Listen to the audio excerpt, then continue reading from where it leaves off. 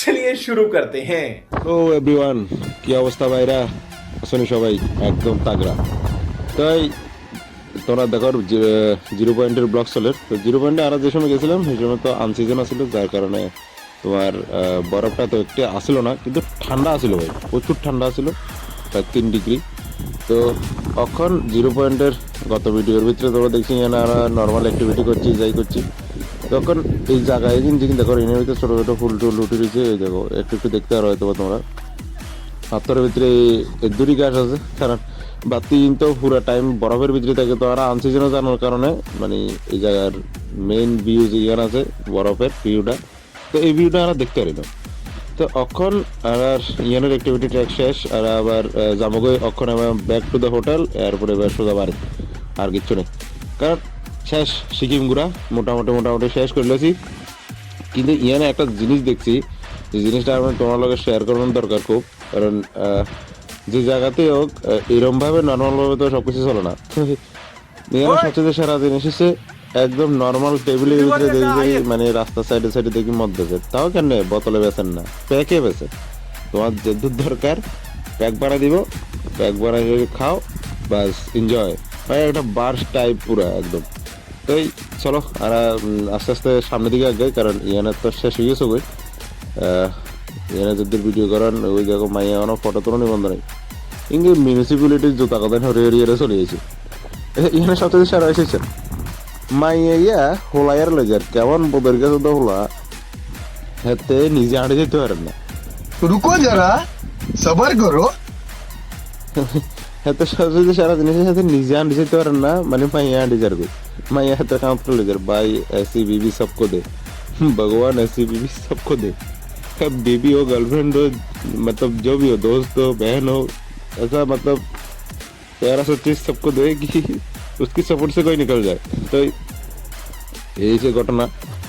তো জিরো পয়েন্টের আইতের সময় তো একরকম ভিউ হয়েছে, আমার যাইতে সময় একরকম ভিউ, মানে প্রত্যেক সেকেন্ডে ভিউ চেঞ্জ হয়ে যায় দেখি।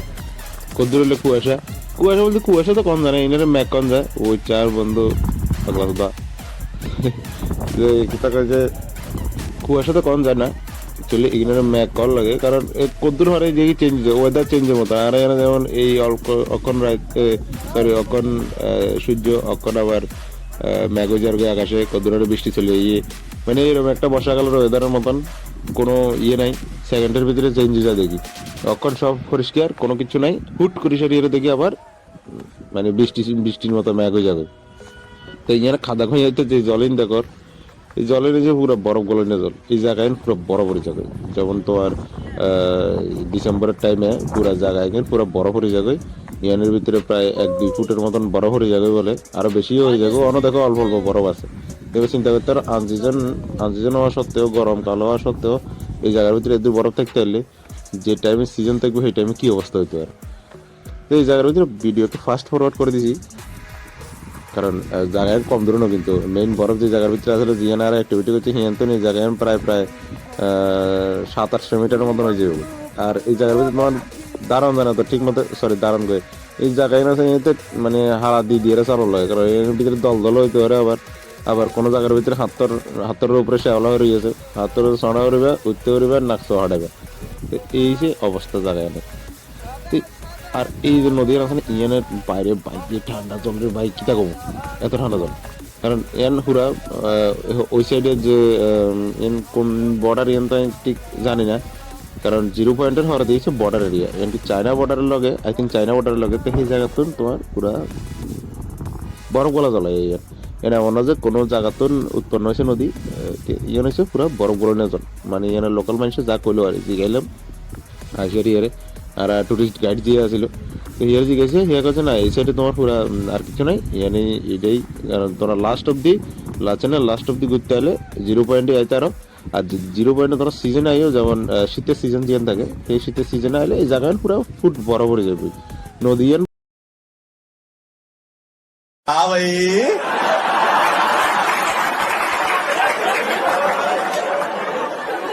कैसी लगी? अब तुम लोग गलती से अगर नए हो तो सब्सक्राइब करो, वो जो लाल वाला बटन है उस पर अपने जीजा जी फेंक के मारो या फूफा जी, मुझे नहीं पता, बस क्लिक हो जाना चाहिए।